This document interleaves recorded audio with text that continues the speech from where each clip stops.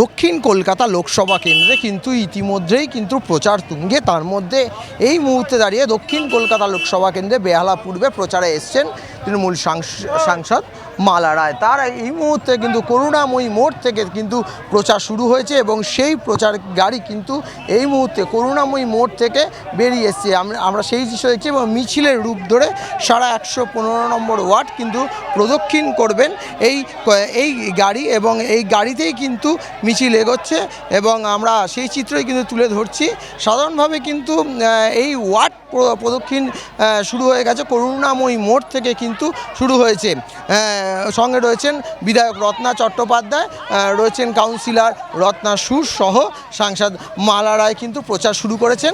আমরা কথা বলে নেওয়া তার সঙ্গে চেষ্টা করব। তার আগে একটু আমার ক্যামেরা পার্সনকে যেই জায়গাটা দেখাতে কথা বলবো, এই যে মিছিল, এই মিছিল কিন্তু 115 নম্বর ওয়ার্ড যে প্রদক্ষিণ করছে সেই প্রদক্ষিণ কিন্তু শুরু হয়ে গেছে এবং তার মধ্যেই কিন্তু আমরা দেখাবো যে সাংসদ মালা রায় তিনি কিন্তু প্রচার গাড়ি নিয়ে কিন্তু পিছনে আসছেন।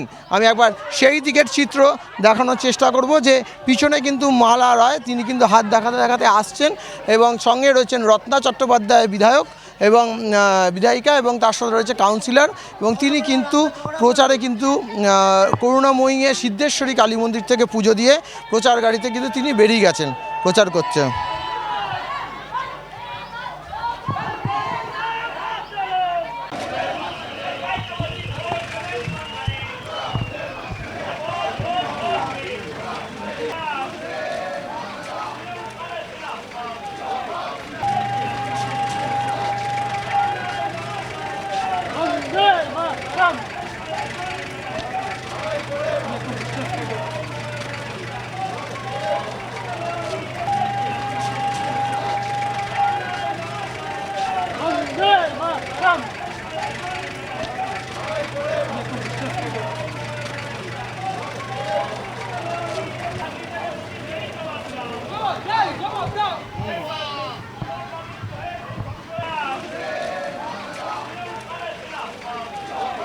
দেখুন, ভোট কিন্তু একদম ঘরের দরজার সামনের ভোট কিন্তু আর দুদিন বাকি লোকসভা বর্ষিক। সেই সময় দক্ষিণ কলকাতায় তৃণমূল প্রার্থী মালা রায়ের প্রচার কিন্তু এবারে দক্ষিণ কলকাতার বুকের ওপরে দাঁড়িয়ে, সেই দক্ষিণ কলকাতার বুকের ওপরে দাঁড়িয়ে যখন মালা রায় প্রচার করছেন তখন এই প্রচার কিন্তু তুঙ্গে চলছে এবং সেই প্রচারের দৃশ্যই কিন্তু আমরা তুলে ধরছি আমাদের ভিশন প্লাস নিউজে।